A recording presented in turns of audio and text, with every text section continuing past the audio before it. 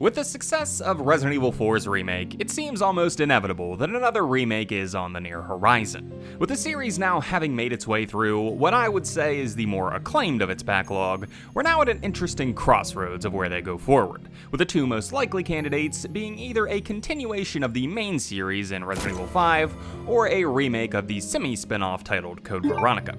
Personally, I'd be interested in either of these titles, but each come with its own complications. Resident Evil 5 is where the series, to many, took one of its biggest missteps, setting the game in an environment that wasn't very conducive to horror, and having a more action-heavy approach. While on the other hand, Code Veronica is a bit of a black sheep for the series.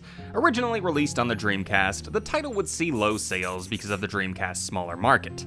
Capcom would then port it to the PS2, calling it Code Veronica X, and giving it some more content. I don't know how much that matters current day, but it's a muddy background that I think likely dampened its initial release and makes it less well known even now. If I were to personally guess as to the direction that they'll go, based on the ending of the RE4 remake, I would say that they're gonna go for RE5.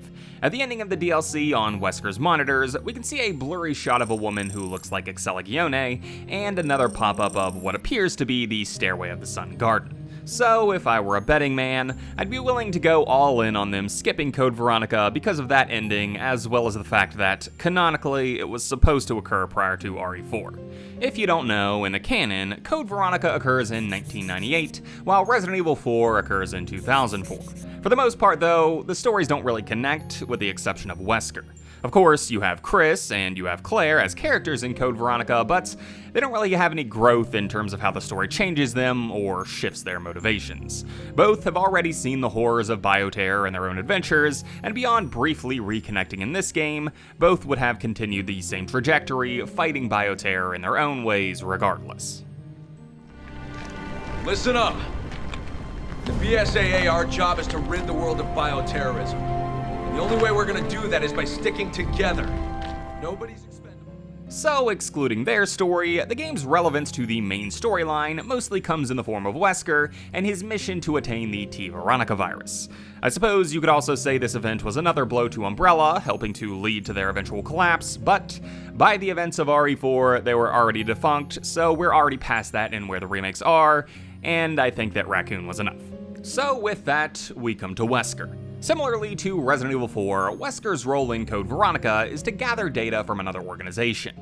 In the RE4 remake, it's the Amber, and in Code Veronica, it's the t-veronica virus. However, neither really come back around in the original RE5 version of events, mainly because the Amber didn't exist and he was looking for a dominant species Plaga in the original RE4. Plagas make a return, as do dominant species Plaga, but the focus is on Ouroboros, which is an offshoot of Progenitor.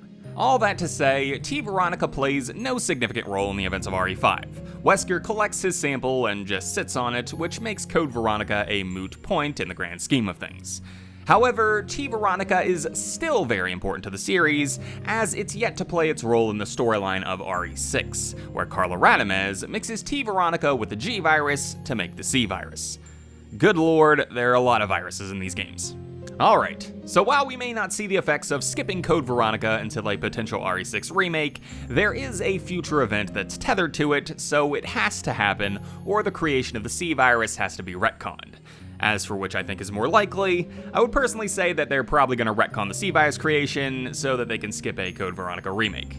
I hope I'm wrong, and that's not the case, but without reference to it as a past event in the 4 remake, and its limited relevance to the future, it's easily skipped as a forgotten offshoot of the series. Chris, promise me.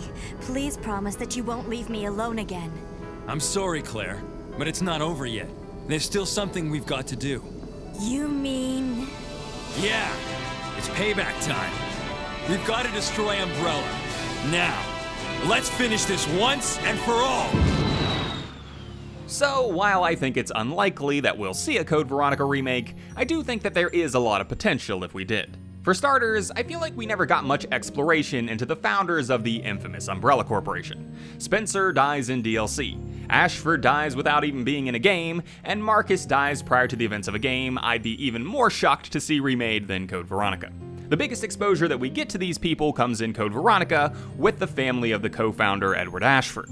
In my opinion, the Ashford family drama is one of the most interesting stories that the RE series has ever told. A family that is so obsessed with their lineage that they'll go to any means to live up to their ancestral greatness. Edward's son, Alexander, goes so far as to try to replicate the monarch of the family with genetic engineering.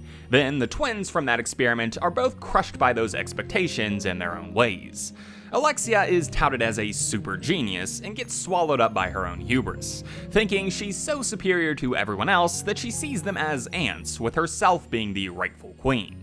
Then Alfred is probably the most psychologically broken person that we encounter in the entire series, with the exception of perhaps Evelyn or Carla Radames. He has such an inferiority complex from the adoration heaped upon his sister that he doesn't think he can live without her. So, when she's in stasis, his mind breaks into two pieces just to fill the void left from her absence. To me, these are exceptional villains that would do very well with some more exploration in a remake. Not to mention Steve, whose personality often eclipses the interesting struggle that he endured to land him on Rockford.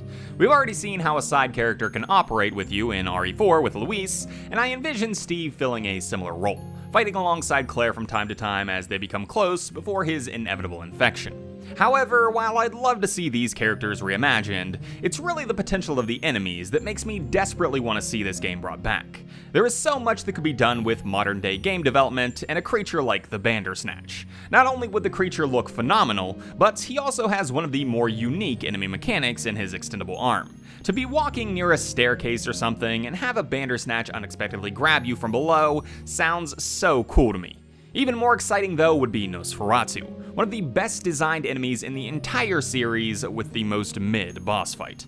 To see this thing brought back to life with more of an impact in the Anarch base sells me on the game by itself. I can just imagine walking around the factory in the conveyor belt room or something and hearing noises on the ceiling to look up and see Nosferatu using his claw-like growths to climb around in the dark, instead of a snow fight on the roof.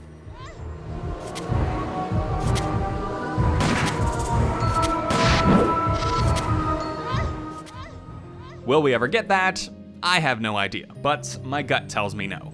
Like I said, for me, all the signals are pointing to skipping Code Veronica and keeping the remakes to the mainline series, and while I don't fault them, I'd obviously like to see it. With the release dates that we've seen from the series of late, I'd wager the next remake won't be until like 2026, with the next mainline series title likely coming in early 2025. At least that seems to be the windows that we've seen from Capcom on their most recent titles. Either way, I'm here for it, and I'll play it. Thank you all for watching this video, I hope you enjoyed it, and I hope to see you all in the next one.